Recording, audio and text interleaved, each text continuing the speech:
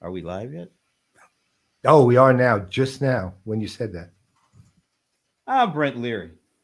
I'm Paul Greenberg. I'm Al Nicole France. And we are the CRM Playaz. It's another Thursday afternoon here on the East Coast, at least. I think, you know what? I'm down south. You're kind of in the mid-Atlantic. El Nicole's out west. We have at least one more time zone that will be a part of this show. And I think, well, the other guy is just further up the East Coast, I think. So anyway, it'll be fun. It'll be an interesting conversation. I just like saying things in cinematic view whenever I feel like, talking in cinematic view. It's stunningly gorgeous. And, of course, epic. Why, thank you. You've never said that before. But, you're talking about the view. All right.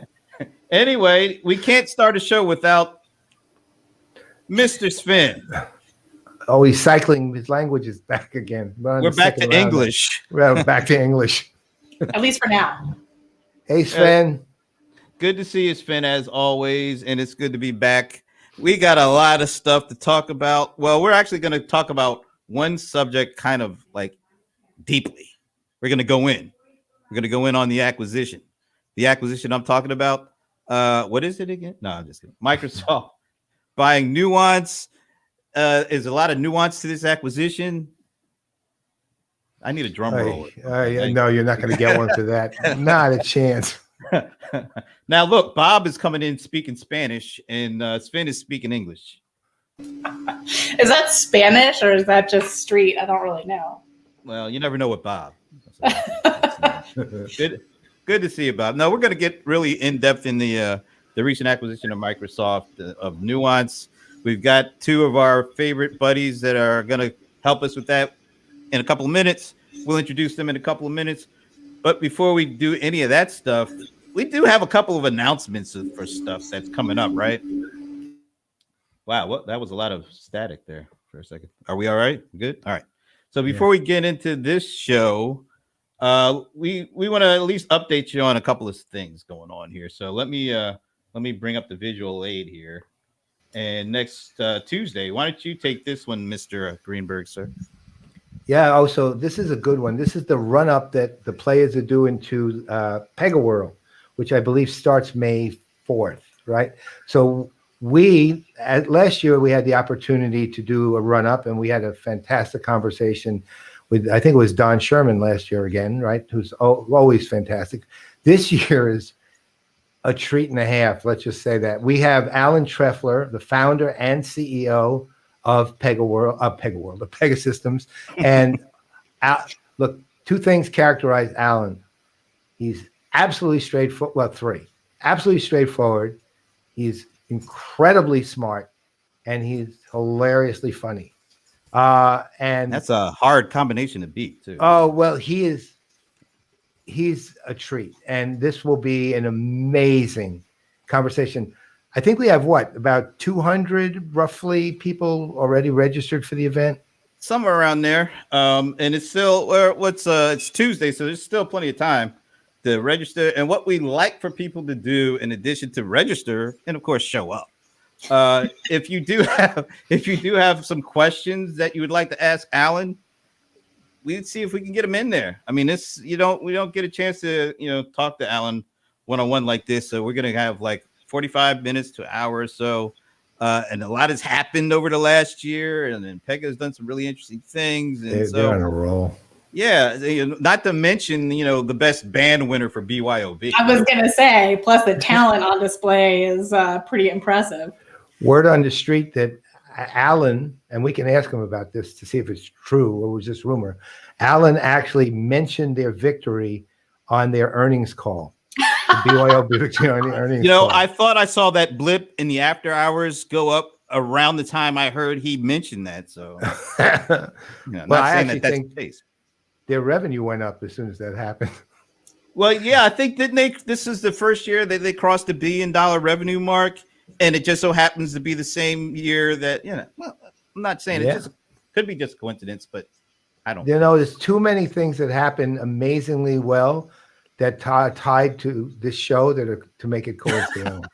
But the real question is, how much of a leading indicator is it to win battle of bands? Look, That's the real question. Nicole, it's just a matter of time, for example, that you literally will go to work for a vendor. That's just like I don't know. I don't know. It has to happen. It's just, it's not, it's not, this isn't like nurture nature. This is just nature. It's just inevitable. It's nature. It's not like you could literally completely love everything you do, and you're still going to end up at a vendor. It's just what happens to player in residence. I guess statistically speaking, that is the irrevocable trend so far.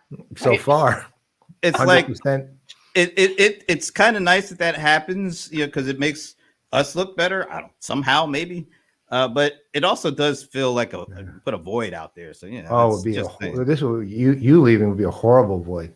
You know what? Actually, don't worry about it. Nicole is the longest tenured player in residence at this point. Are you serious? Right. Wow, Yeah. that's impressive. It really is. Now next week we'll be getting the all I can say is when you do leave, and it will eventually, this will be the case. Don't do like G-Con did, GingerCon. She just sprung it on us on the show, it's at the end of the show. That's not cool. We're not doing any reality TV, bomb dropping here. No. You know what we do now when we start choosing the new players in residence? We actually ask them as a question as we're interviewing them, which vendor do you want to work for? Are you guys offering a brokering service in future as well? We don't have to offer it. It just is. Yeah. And speaking for me personally, I'm already broke, so I don't know.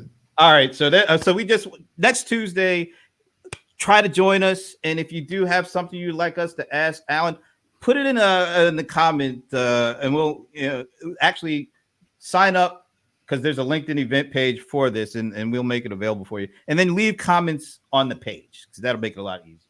All right. So next thing up, next week is actually kind of a big week, because in addition to this guy, we have this group. And Paul, why don't you talk about this one? So this one is arguably one of the most uniquely interesting shows we ever did, or we ever going to do. We've decided to take a look at the idea of M&A and mergers and acquisitions, for those of you who have no clue what the hell M&A is, and also how the different firms themselves look at acquiring companies. Look, obviously the little vendors all over the world would love to get acquired, right? Little companies love getting acquired. And well, this is a chance to find out how people even think about it. So we have Scott Beecham from Northwest Ventures. He's our representative of VCs. We have Keith Tier, and he's in the center there, and he's our angel investor representative. We have Rachel Spasser, who is our Excel KKR managing partner, and is also the private equity firm. And we have a new addition, it looks like, one of the managing partners of Wipro Ventures. We don't know which one of the two yet. We'll be able to find out shortly, and we'll let you know as soon as we do, who will join us too, so we can look at it from the side of the technology companies themselves that actually have investment arms, right? So this should be really interesting. And again, what do we have? Another couple of hundred already registered for this one too, I think, right? Not really. But that's because I didn't do the LinkedIn page yet, because I was waiting for if we're gonna have, we were looking for a vendor representative. We still might, but I'll put up the page after the show, and we can get that going too, because we don't. I'll will it into existence, since I said it did exist. There it is. We have some irons out there. We'll see if those things turn into something other than irons. All right, so.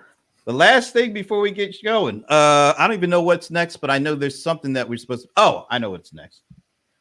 Our first watch party of the year. I mean, oh yeah, got to get into that one, and it is Adobe. And first of all, I like that picture that they have a shot new. Doesn't it just look visually appealing? A nice background. Adobe Light. It does not look like the hostage video that occurred the last time. I was going to say, let's hope this portends things to come this year. Yeah, I think it will. So we're looking for, that's on the 27th. So that's the Tuesday after we hear from Alan Trefler. So that ought to be a good one. Adobe, of course, is one of, what are we calling them? Or what am I calling? I'm trying to pawn it off like everybody else is using it. I call it AMOS. There's 5 big companies. Adobe is the A in AMOS. So it's good to hear from any of those. We're going to try to do a watch party for at least the maiden keynotes for all the AMOS guys, right? I mean, is that Yes. what we're hoping for here? Yeah. The good news is this year, given the hostage video of last year, that we can see that Shantanu still has all 5 of his fingers on his hands. Yeah. They didn't take one. They didn't take There's one. been no proof of life Right. deduction. Yeah. That's right. Well, he was holding up the newspaper of that day. That's right. So, yeah. He got all 5. It is what it is. Unless they photoshopped it. Oh, Get it? Yeah, we Get got it. Are you vying for the McHale Navy Award of the Yes, bad I joke am. of the week? I'm trying to take some heat off of you because otherwise it's lifelong, Brent. I think there's still a pretty big gap there on that one, though, Brent. Oh, wow. Okay. Thank you, L. Nicole. When are you leaving again? No, just. I'm not leaving. All right. A little fun, a little levity. It's a Thursday afternoon. What can we say? All right. So before we bring on our guests, I did have I have a couple of clips to set up the discussion, but there's one clip I wanted to run before that because Martha Rogers is looking for a new name for CX or CRM, and here is why she is doing that. Ooh. Has taken a whole nother turn, and I do agree CX is probably a better term, even though I don't like that term either, only because I think it was coined by Oracle, and I just have this thing about, I think there is a better term out there. I don't even like to call it CRM or CX anymore because I think it's lost its true meaning, to be perfectly honest. Okay, we're revising our textbook right now for the 4th edition, so can you please tell us the new name so that we can go on? All right, so that was last what was that, a couple weeks ago?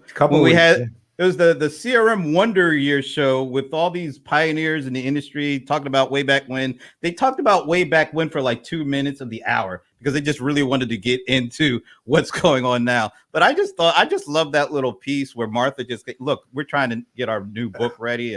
What should we call it? I thought it was good stuff. What are we going to talk about over drinks, though, once we resolve this problem? Because I feel like this has been, but the long-term ongoing issue is, what the hell should we name it instead? And Paul, probably the pioneer of, we might as well stick with what we've got because there's not anything better. And I've gone through that loop a few times as well. It's not easy or obvious. And part of the problem, as I see it at least, is that in an ideal world, we'd come up with some term that suggests that this is an integral part of the way a company operates, but doesn't remove the sense that the customer is really the focal point of organizing those operations. And yet what? Customer operations? That sounds horribly mechanistic. Yeah. Definitely not right. So as much as I like to think of myself as a wordsmith, I have not gotten anywhere close to figuring this one out either. CRS, customer related stuff. Works for me. All right. So I just want to, I've gotten woefully behind in the comments here. I'm guessing somebody please let us know because sometimes I think LinkedIn user is, the one and only Esteban Kolsky. And then I find out it's not. So is this LinkedIn user? Are you the one and only Esteban Kolsky? Let us know. And then we'll make sure never to put any of your comments in the show. Exactly. Or if you are not, say your name. It has to be, but because who else would say that's slang for holla? Yeah. No, that's what I thought too when I saw it. I'm with you. Holla. All right. Good day, Thomas. Well, don't forget he lived in New Zealand. So that's legit. Yeah. Yeah. Okay. You kind of can say that. And the rumor, there is no rumor. She's not leaving. Just having a little fun, folks. Got to be Esteban. That cannot not be Esteban. Esteban is actually also, if it is Esteban, he's asking if there's an opening in the play in residence. No. But not for him. No. All right. A lot of fun there. Okay, let's get to, how do I get this guy? All right. So big news, of course, of the week is Microsoft buying Nuance. I thought we'd use a couple of clips from the CEOs themselves talking about it before we bring in our guests. So here's the first clip. the CEO of Microsoft, Satya Nadella, saying why they did it. Exciting announcement for us. If you think about this, it always starts for us with our mission to empower people and organizations. And in this case, it's about healthcare. It's about the patients. It's about doctors. It's about health outcomes. And Nuance and Mark and team have done a fantastic job of taking perhaps the most defining technology of our times, artificial intelligence, applying it in the most critical of industries, healthcare, and doing it also with that platform first, partner first approach. And so for us at Microsoft to bring everything that we have done in healthcare over the years and over the decades with Nuance, with partners, is what this deal is all about. We are going to see some real structural change. We've already seen in the pandemic a massive acceleration of digital transformation. But coming out of it is going to be real structural change across industries and in healthcare in particular. So, for example, this particular opportunity, when you think about the provider market, in order for us to keep improving health outcomes and reducing costs, digital tech is going to be key. We have participated in it as Microsoft on the IT side. But what Nuance and Mark and team have done is take that most critical part, which is at the point of care, and really transform it with integrations with Epic, Cerner, and all the critical EHRs.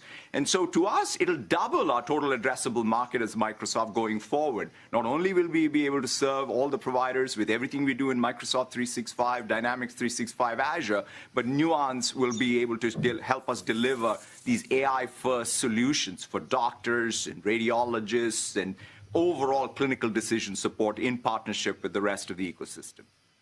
All right, so that was Satya. Let's hear what the CEO of Nuance had to say. With our partner I'm Microsoft Rich. for the last couple of years, and we have big ambitions here at Nuance, and the more we work closely with Microsoft in developing our Dragon Ambient Experience, or DAX, which will change the way medicine is delivered, the patient physician experience. Yes, he did. We just saw an opportunity to really, to create hyper scaling opportunities on a global basis, and we're purpose-driven here at Nuance, very similarly to Microsoft. So the opportunity to really take, our AI capabilities alongside of the cloud-based capabilities that Microsoft and Azure and the Power Platform and Dynamics, we really feel there's a great opportunity. We're not only solving the industry's hardest problems, but in healthcare, as one example, we believe we can create more access to care, and we believe that is a great calling for the two companies to come together for. All right, one last clip to set this up. And this was, I just find this is really interesting, and it came from Jim Cramer of all people, but it's a really interesting question.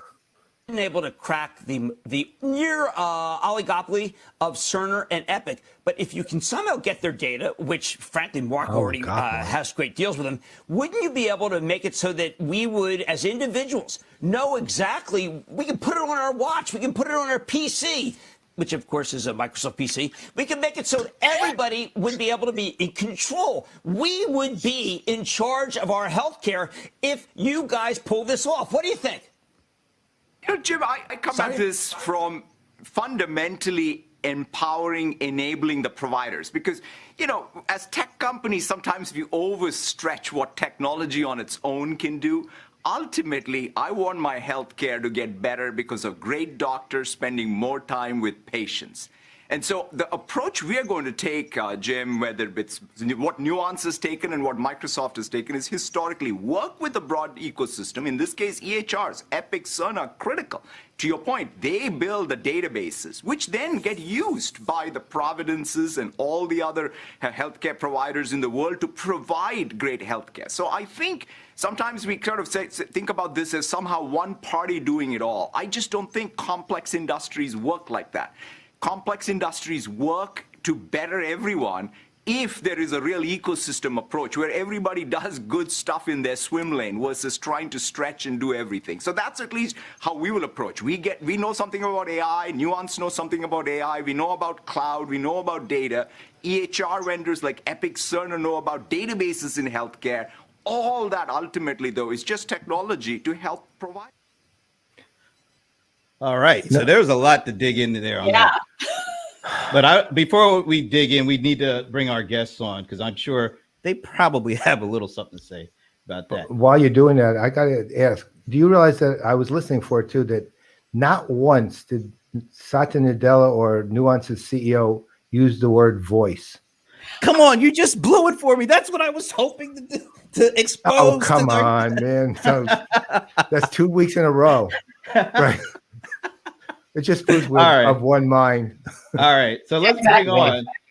Now, know. I gotta get sure I get this right. Are they calling Dan Miller? Is it the Bot Father? Is that what? No, that is not. I thought it was the Bot Father. Okay.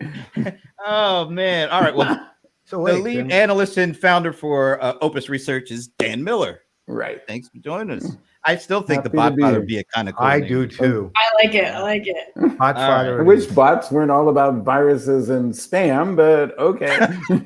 All right. And last but certainly You're not the least, vaccine.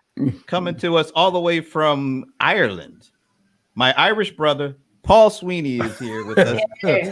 Head of product for Webio. Paul, thanks for hanging out. I know it's a little late over there, but thanks for joining us. Are you talking? Because we didn't hear you. I'm just going to unmute myself and go, all good. I just want to know if there's some whiskey sitting off to the side just to facilitate. I hope so. That's a ridiculous thing to say. All right. Well, whiskey in this conversation might end up being really good. So let's do it. So, all right. There's a lot to cover on here, but I'll just ask each of you to give us your initial thoughts when you first heard the news. So, Dan, we'll go with you first. It wasn't my initial thoughts I think you're interested in.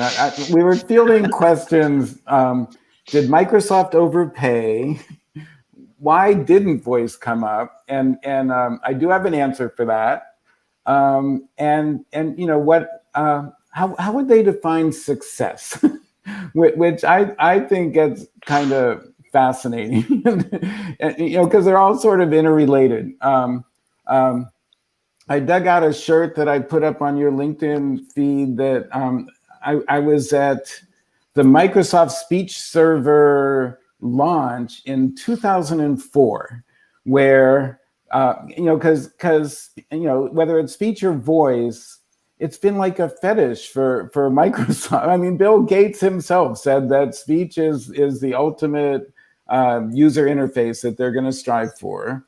And when the trigger gets pulled for Microsoft to acquire Nuance, which at the time was called Scansoft, parent of SpeechWorks, it's sort of about, well, they frame it as about healthcare, but even Satya, when you played how he answered Jim Cramer, he's saying it's about support of person-to-person communications or person-to-machine communications that's informed by whatever, and we'll get into the by some sort of AI-infused aggregation of data.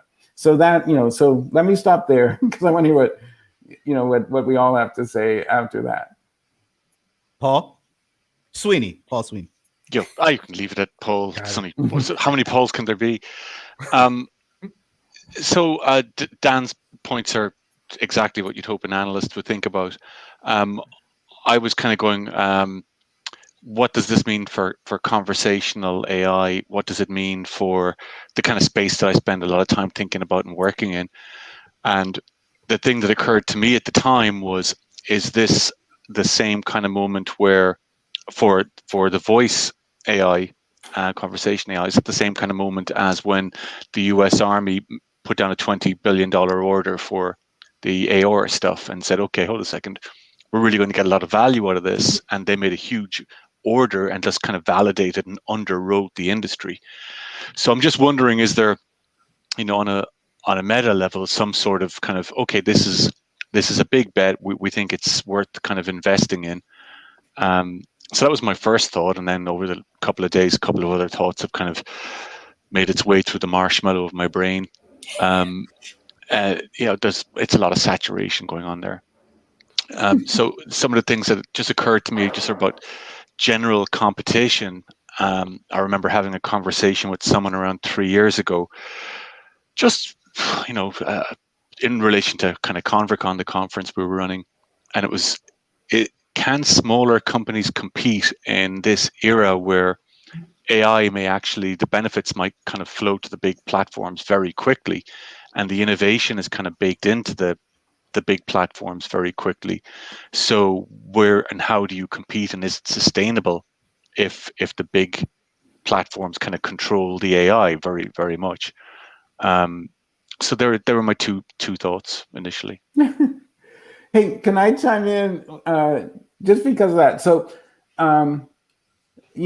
part of this formula, because I see Esteban has said, "What do you mean? They whatever they bought is worth 3 to 4 times what Microsoft paid," and that may be true. But if you synthesize, what Paul just said, there's a good deal of overlap between what Nuance has been doing recently in the area of building AI or tools to bring conversational AI. There's a commodity element to address Paul Greenberg's statement that we didn't bring up voice, we didn't bring up speech processing, but Microsoft has invested a lot recently in acquisitions of some firms doing pretty cool stuff in that area.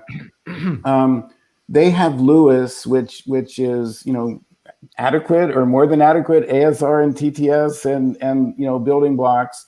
They have the bot framework, which is very much like Nuance's Mix, and they're gonna have to sort out the your, mine, and ourn of what comprises a total solution, which brings us to Paul Sweeney's observance that there's still room for some of the smaller players to come in while this new giant sorts out where they are taking it, which I think is why they say, okay, we're going to focus on the healthcare use case, because that'll define some of the ways that they bring a solution to the marketplace. I've got to say, the interesting thing for me, and Brent and Paul Greenberg, you guys were touching on this before we brought in Dan and Paul Sweeney, but what really struck me is there was so much focus, and I guess it's not really a huge surprise in the financial community around the connections to healthcare. And I think that's important. I think it's particularly important because it comes to what for me is a really big soapbox issue. Using this stuff effectively really comes down to understanding how people work and the kinds of jobs that they're doing, and the way that physicians in particular work, or anybody taking medical notes, for example, that's a very particular style of work with a very specific set of requirements in order to be successful. And I look at the parallels in a lot of the stuff that I spend time looking at, like salespeople. Anybody spend a lot of time with salespeople? Guess what? They spend a lot of time on their phones, even before they were smartphones. And I think there's this huge, bigger question, which is really about how do we reconceive of the interface to business applications in a way that actually is much more humanistic and functional. Mm-hmm. And that actually just makes sense. It makes sense for the way we think and the way we tend to interact as humans. And I kind of feel like this is a progression of where we've come from in just CRM as an example, where it really was a kind of fancy interface to a database. And we've laterally come to, well, hey, maybe we should organize this information into some sort of reflection of the way people do their work and the way they prioritize how they spend their time during a day, to now something that is in a sense, a much, much bigger problem to tackle, which is, let's forget all the stuff that we've learned about having a computer and a screen as our interface to these systems, and let's think about it in a really different way. And that requires some strong focus on understanding the specific ways in which different kinds of people and teams work and the kind of work that they do. So from that perspective, healthcare makes sense as a starting point. It's a big, valuable one, but I'm kind of disappointed that more of the coverage hasn't been about this broader question. And I'm just a nerd who thinks that that's actually the really interesting. No, I well, you are a nerd, right, Nicole.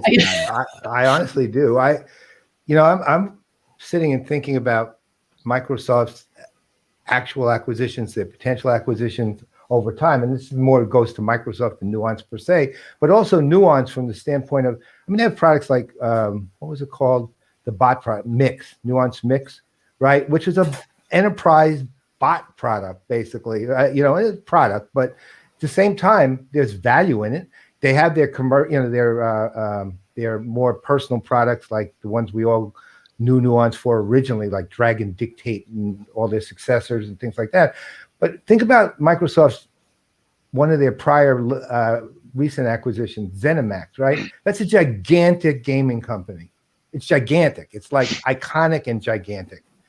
And you buy a Nuance and you, in effect, at least on a linear level, put the two of them together and you can literally transform the whole gaming world, right? With it, right? I mean, there are things that they're not even, look, I get it. It's their PR is focused on healthcare, I guess. And that, but I honestly do have a hard time understanding why they didn't bring out some of the bigger potentials that are just sitting there for the taking. Paul, just to build on that point, I've actually kept a couple of notes for this, and one of them I was looking for a reference. It was passed to me during the week of this gaming bot that it's an assistant. It's a creation. So someone's dressed up and they've made an avatar of themselves, and they're acting, right? They're an actor in a Twitch environment, and they have hundreds of thousands of followers, and they're getting like real great follower and value out of the whole thing. And so it was Dirk Songer from Microsoft HoloLens who was talking to me about it, and he said that everything you need to know about conversational stuff has already been solved in the gaming world. So why don't you just go to the gaming world and figure out all the stuff that they've had to work out, like about ethical AI and the way things work. And I know there's a challenge coming here, but they're not that far away from each other as worlds.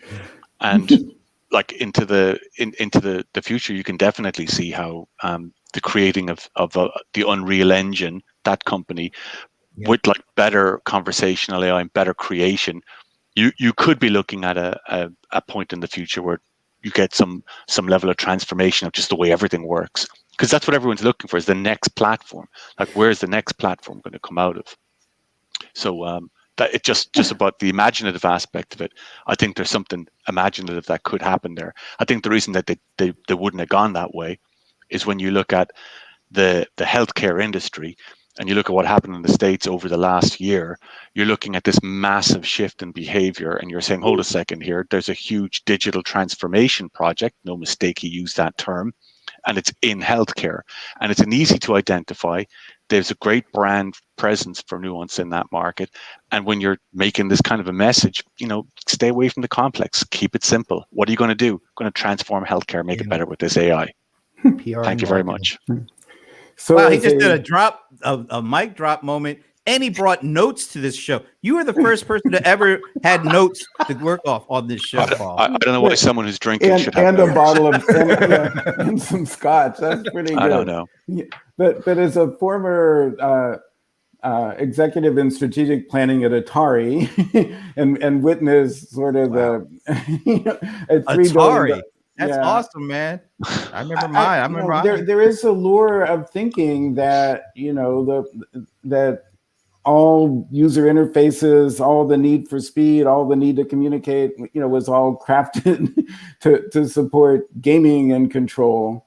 But my pushback is, and why I'm thinking they being Microsoft is focusing on healthcare, is exactly what Nicole was talking about, is that anybody that's gone to their annual checkup, which pre-pandemic, during pandemic, post-pandemic, know that the physicians have been, they feel like they're in the role of filling out that form and they're talking over their laptops. And Nuance realized this like 3 years ago when they started that ambient clinical intelligence movement that got everybody kind of excited. You mean that thing can hear, it can populate, you can look me in the eye.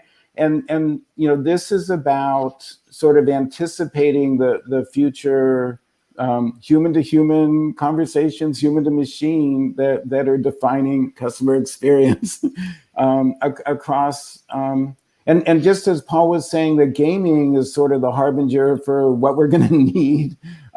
it actually turns out that healthcare is kind of interesting because the information they're gathering is the most personal. So you are going to have to protect it and warrant that you protected it, do all that, be conformant.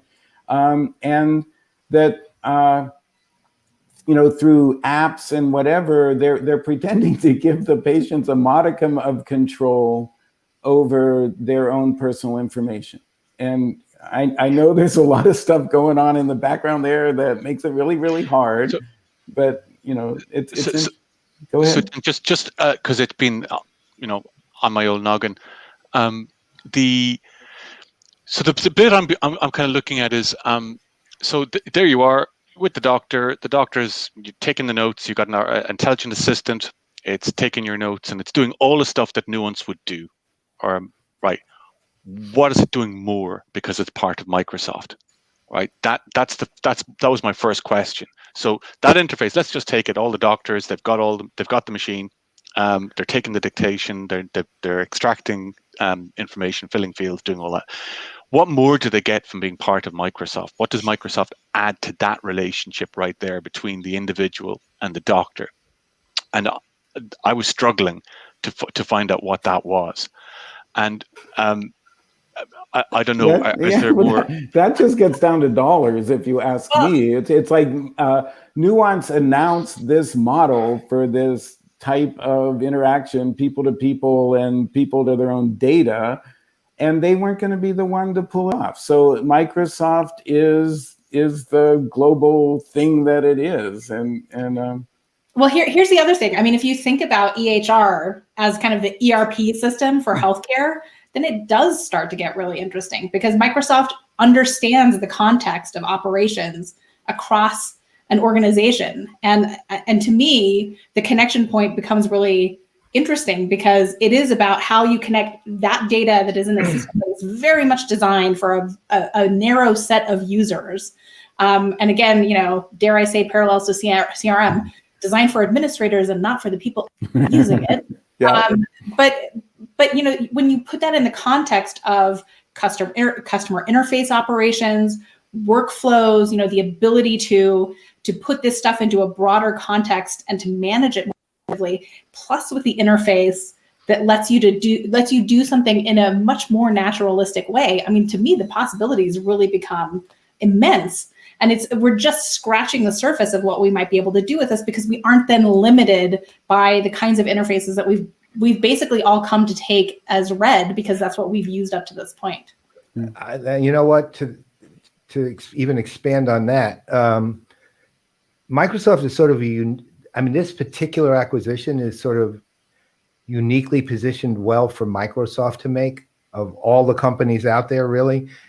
Back in 2005 or 6, or 7 maybe, I wrote this piece on how Microsoft's the only company that can actually genuinely make the claim that they can enable your life end to end, right? Be it they had the technological means to enable your life from play to work, right? At every level, and they do. I mean, they literally do, right? There's no one else. They have operating systems, they have platform layers, they have solutions, they have hardware, they have all the things you need to do things in your life other than desire and passion and love, but they have all the technology you pretty much can need to do that, right? Minimally, they have the opportunity, right? And when Satya came to power at Microsoft, he basically decided that he wanted to become, on the business side, he wanted to become a mission critical part of all business infrastructure in the 21st century, period. I mean, it was no longer solutions and software, and it was, and the backbone was going to be Azure. But if you look at everything he's doing, he's buying end to end, basically, right? He's literally, that's why I didn't underestimate, for example, that the ZeniMax acquisition. I didn't think that was a small thing. I mean, he bought iconic gaming companies, and these are companies, and keep in mind, I happen to be writing a piece on that industry right now, and that's $190 billion projected just for the PC video game. That doesn't count the hardware, just for the PC and video games this year. 190 billion, and we all are excited about CRM being the biggest at 45. That's 1/4 of that, right? So you're talking about a gigantic industry. You buy a Nuance, and to Paul's point, at the kind of enablement of voice that is being experimented with and worked through on the gaming side, not just Twitch, but in other places too. The possibility for this acquisition is gigantic. I get the point of concentrate.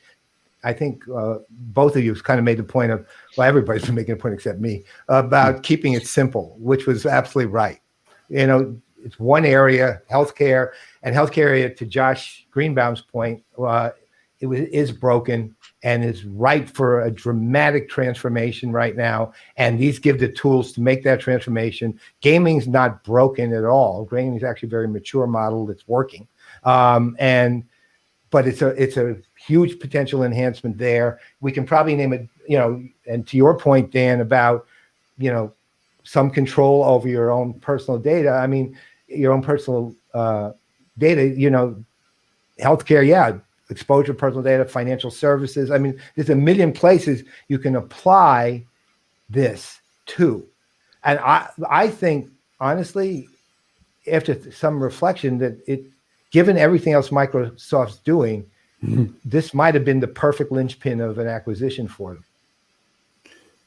It brings some interesting challenges when you start thinking about Microsoft versus Apple. I got to say, I mean, Josh's comment was about Amazon and healthcare, but if you want to talk about tech that pervades your life, personal and professional, it does become an interesting sort of response to Apple, let's say. Yeah. I think if I just go back to your point, Nicole, about the so I was setting up a follow-on question because I'm I jumped right in on you. He's going down his notes there. That's interesting. I came with notes, Dan. I came with notes. Lotus notes. And so I was going back to that bit where the doctor is sitting there with the patient, and they're talking to one another, and you're trying to figure out, hey, what more do you bring, right? And maybe you're not bringing a hell of a lot more than Nuance has when you're listening to the conversation and there's diagnostics going on. It's what you take from there on that's where it's going to get interesting.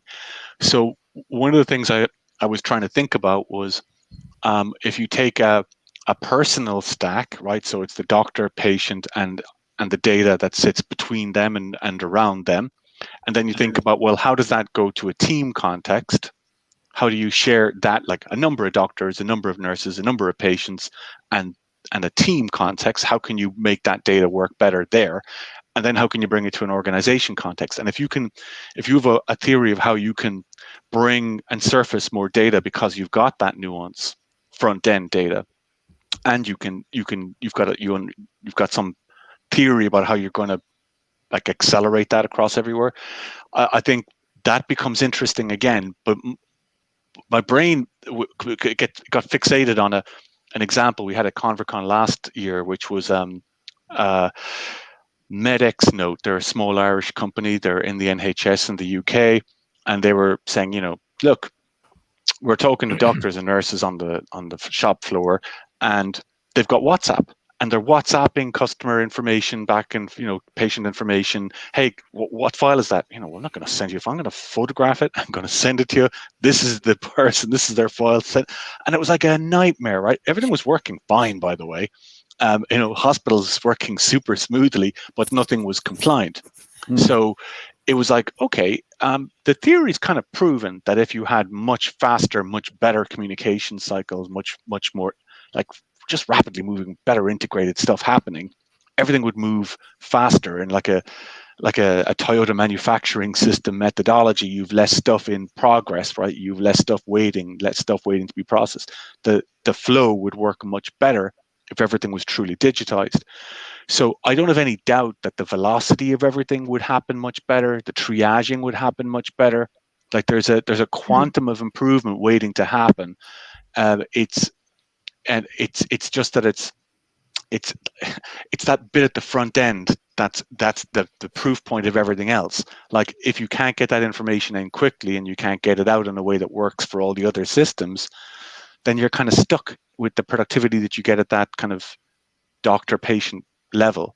And I think the opportunity is much bigger than that if you can break out of that, if you can bring it out of there.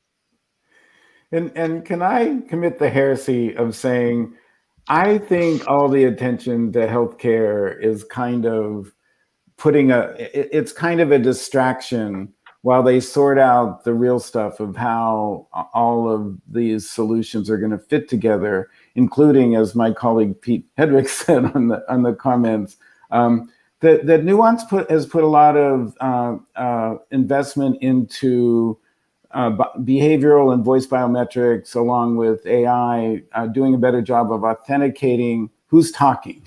And as you start thinking about building trusted links between companies and their customers for the purpose of facilitating more productive conversations, for the purpose of protecting privacy, all this sort of stuff, that's going to be a really big differentiator. And it gets really interesting. And we'll see. That's a great point. It's a great point, Dan. I do think, though, I mean, it's fascinating to me. Personally, I love healthcare because the problems are really big and meaty, for one understatement, but they all are so relevant to each of us individually as well. And, I just remember talking to the chief of emergency medicine at the University of BC about this, and he was saying, part of the problem that they constantly have to solve for is not just getting information into the systems, but getting it out in the appropriate way. If you are in the emergency room, you need access to the most critical aspects of a patient's health record, not all of it. And so you begin to start thinking about how something like this, and sorry, Esteban, but I am going to focus on voice as the interface that allows you to get to, because you've got that AI piece that is all about comprehending, understanding the request and understanding where to go to find the information to complete it. You can imagine a scenario where, the ability to have a high degree of confidence that you're making the right decision for that patient in that critical moment is much, much higher, because as the physician that you've got access to the right information. And that begins to be, at least in my mind, a really compelling problem set. And you can replicate that in a bunch of different cases that are absolutely not life and death, but it's the information in a timely way, and I laugh a little bit because it's exactly the same problem with salespeople and CRM systems, but it's also how do you access it and how do you access it in context? And, whether you're talking about gaming or the ER physician, I mean, there's so much fascinating stuff that really is high potential here. And I'm curious, to Anand's earlier point, at which point in the investor briefings, Microsoft is going to start talking about some of this stuff in a little bit more detail. It does go back to Dan's earlier point, though, about what part of the system now, Nuance is a product of a number of giant roll-ups historically, which were all very successfully and seamlessly integrated into one set of useful APIs, as we all know. So, what happens next? Is it their AI? Is it Microsoft's AI? What happens to Microsoft's own, homegrown tool sets? Which ones are important? And I keep on going. I mean, this isn't directly it's just a point in the back of my mind about Amazon. Amazon are just this wave that comes up like a slow tsunami, just rising all the time, slowly, being really creeping competitor across everything. And how long before their voice recognition services are as good, but they're a better developer fit, because they're like one platform, one integrated, one thing, versus your platform, which is really hard to work with.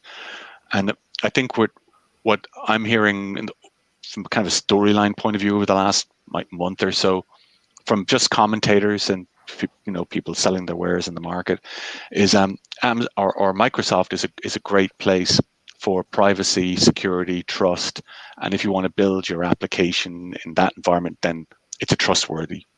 And I think there's a lot of brand value in what they're doing in that area, and maybe this fits really well. But if you're 4 times the cost and not as easy to work with, and Amazon's really easy to work with and it's just as good, that breaks down over time. The value just, your margin is my opportunity, as Bezos says. So I'm just wondering about the longer term of how sustainable a solution basis versus a platform, and maybe that's a fake trade-off, Dan. I think the last time I looked at sort of the market share for pure cloud, I was shocked at how big Azure is. Yeah. It's a mind blower. You're right. And I hear everything you're saying about Amazon, because I've heard the same thing about developers, that if I'm going to do something in a secure environment, their SOC 4 or whatever the thing, I don't have to worry about the end-to-end and at rest and this and that. But it hasn't stopped Microsoft. And I would suppose, we should bring up Google while we're bringing up all the giants. What was your? Oh, you had Amos, so that didn't have. I'm talking to you, Brent. You had Amos as your acronym for Adobe and Microsoft. Who else is there? Oracle, Salesforce, and SAP. And SAP. Oh, so there's two S's, and you may as well add Google to it as well, because if it just gets down to, okay, things are moving to the cloud, probably not as fast as a lot of people think, because there's a lot of premises stuff that both these companies are doing. But as we get forward looking, it is about the cloud, There's some competition with Salesforce this is addressing. There's competition with Amazon. And all I urge is that they be respectful of people's, what I like about the healthcare, getting back to Nicole's point, is that they do be respectful of people having control of their personal information, and that they solve a lot of the privacy protection and security issues. And yes, healthcare will drive conformance to greater standards there. So it'll be interesting. Just the data point to what you said earlier, how surprised you are with Azure, about Azure's. Bob Evans published some data on that, actually, and he said that, and he was surprised too, that that the revenue for Azure was $1 billion more than AWS and Google Cloud combined. Right. And but it kind of goes to a long-standing point. I remember when I was looking at these clouds several years ago, there's all these studies being done on business reliability, basically. And when it came down to business, and they said, which of the clouds do you feel is by far the most secure, most reliable, who you depend on, businesses went between 90 and 95% to Azure, straight out. It was, AWS, Google Cloud, any other cloud was like a mere blip by comparison in every study's result, even though at the time, AWS's revenue was higher than Azure's. But so it's sort of almost the inevitable outcome is that kind of growth of Azure, which is and also Microsoft's pretty much organized their entire war plan around Azure too. Yeah. It's all built around Azure. They've reorganized the company internally around it. The whole company is geared to being that mission critical part of all 21st century business, right? And they're succeeding. Yep. So I have one question for you guys, and how are we doing on time? So this may be the last question, may not be. So there's 1 million small companies out there who are voice or speech related in some way. Does their narrative change? Do they continue on as they're going on? Does it, typical consultant answer, depend? What happens to them? What happens to, for example, Webio, right? So, how does your narrative change as a company? Oh, everything is good for us. So that hasn't changed. That's good. So from our point of view, we just look at it as like, it doesn't really change our strategy. It just says, look, conversations are important, and conversational AI is important, and you've got to have a strategy for doing it, and you've got to have a strategy that is taking care of your own privacy, security, and building something like a custom personalized or a custom virtual assistant Dan, you're looking at building your own assistant, training your own data, having control of. So all our strategy, which we won't be announcing for another maybe 2 or 3 months, is all in that area. It's about that privacy. So I think that companies are now going to start. I mean, the companies we're looking at are saying, well, all sounds great. We just need someone to help us through this. They're not really going, are you on Azure or are you on Microsoft? It's like, is it private? Is it secure? What are you doing with the data? Does it work for us or anybody else? And how do we get benefit out of this thing? And once you can show them a clear path to that, you're off to the races. Okay. Simple. And I have a schizophrenic answer to that. I'm looking at so I'm looking at Nuance's annual report, like I said, and they describe themselves. So they have one of those October to September fiscal years. So this came out a few months ago, but they called themselves a technology pioneer and market leader in conversational artificial intelligence and ambient clinical intelligence. So they didn't mention voice, and there's kind of a reason for that. It's how they wanted to be seen. Maybe they anticipated the purchase by Microsoft. So that's one thing to set aside, that the attention has been put, as Paul rightly pointed out, on what you do with what you got there. And to look at some of the comments along the comment area. I mean, remember that even when Alexa and Google Assistant, everybody's supposedly listening to everything you say and collecting it, they transcribe it. So a lot of the intelligence is being done on text, if you will. It's what you say. So the good thing that will come from this is that there are a lot of not very small firms. There are a very lot of small firms who are doing tremendous work in improving the accuracy of speech recognition, improving the human-like quality of text-to-speech rendering, not just doing dictation, but then doing the analysis, summarization.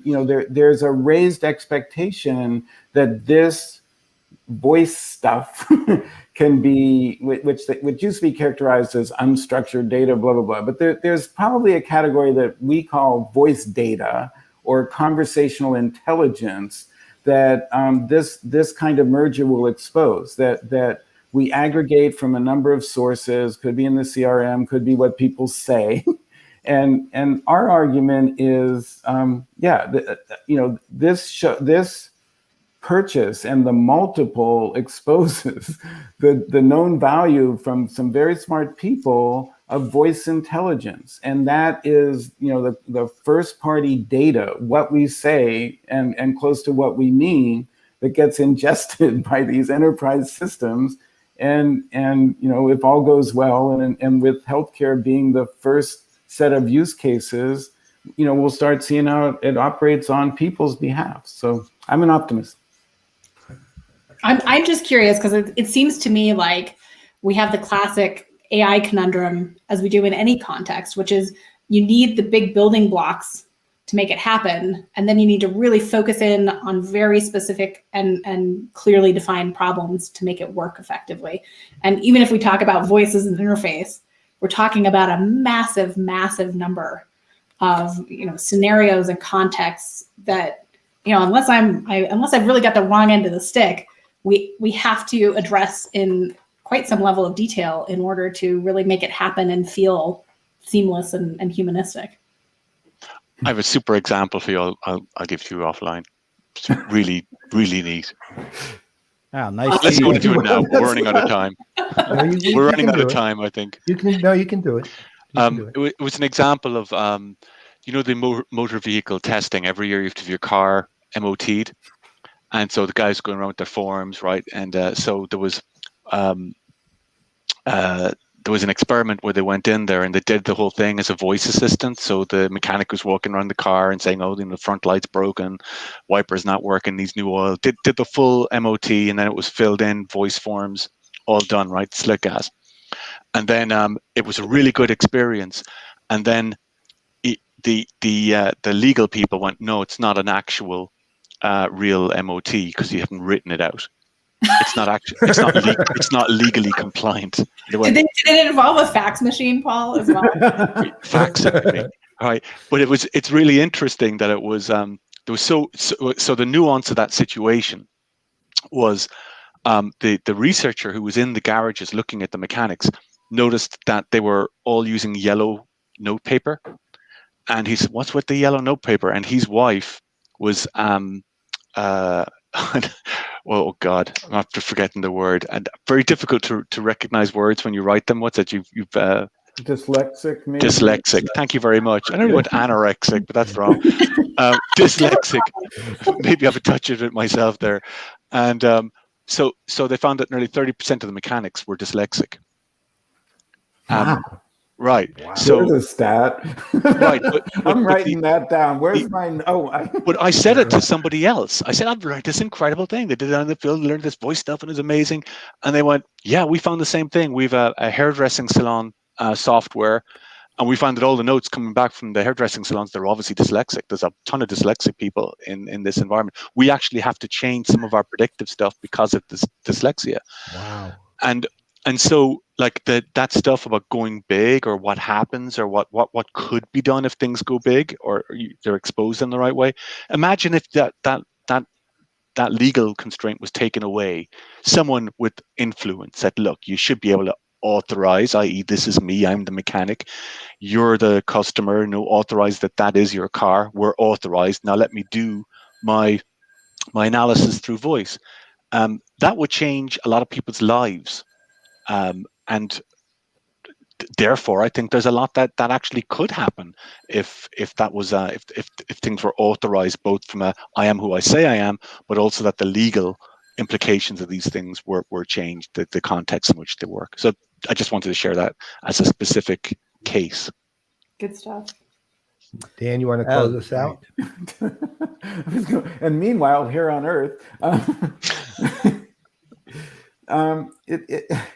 I'm watching these comments and this notion that they'll acquire it, it'll atrophy, so that's one possibility. So you're talking about the honorary CRM player, Bob Stutz. Right? Okay, yes. Hello, Bob. Always cheerful. Yeah, but somehow there have been a number of acquisitions, and I've been watching the LinkedIn thing where and in this speech area specifically, and many of them turned out to be sort of acqui-hires because it is a matter of trying to get the best brains into the room to make these solutions. In this case, I do think there, as I mentioned with voice biometrics, as I tried to comment on the ambient clinical intelligence, there's areas where they're interlocking and they fill voids that the other doesn't have. And I'm like I said, I'm the optimist in the room on where this is going. And I said it was in one of the quotes, I said it was on them it gets down to execution, but it should get into enlightened execution. We should keep them honest. And as Nicole was saying, there's just a number of solutions they can bring into healthcare that will have application across general human to human and human to brand sort of communication. So let's be hopeful here. Amen, brother. And on that note, it always feels good when I don't have to say anything and just listen to the conversation. I always think that's a good show. That was good. I think that's really a good show. All right, this has been great. I had no doubt it would be because you guys bring it, and it's some great conversation piece. I just want to go back to. It looks like there may be a division, a civil war going on in the SMP because LinkedIn user looks a little bit more optimistic about this versus Buffalo Bob Stutz. I have to thank Esteban for the shout out. So the last word should be thank you. There it is. Well, Dan ending on the very optimistic and thank you note, which is great. And Paul, thanks for staying up a little later and joining this. You guys made this a really great conversation. Yeah, it was amazing. Absolutely. And, Pleasure as always, Yeah, guys. thanks, Paul. Thanks, everybody. And it always is fun. The comment section, it's like multiple conversations going on kind of tangentially to what's going on, but then there's some other stuff going on there as well. So it's like multi levels of conversations going on during this broadcast. So you got to read all the comments if you haven't been able to get to them. And I'm glad that we were able to do this show. And anybody want to say just a speculation 5 years from now, will this have been a big deal or no deal or what? I'm going yes. I'm with yes to all of the above. I'm That's yes good. too. Yeah, I think it moves the ball forward. Paul, did you say? I didn't hear you. I didn't say anything. Wasn't in his notes. It wasn't legally compliant. No, I've got a, wasn't I've got a legally number of points compliant. to make. Offline. It's not in his It wasn't notes. compliant. It's not on my notes. It didn't happen. And he's out of alcohol, so that means he's not answering any more I was questions. slain. All right, guys. Well, on behalf of 21. the Bot Father, I'm still going to call you that. And Paul Sweeney, I'm Brent Leary. I'm Paul Greenberg. And I'm Elle Nicole France. We are the CRM Players, and you know how this ends, folks. Sweet.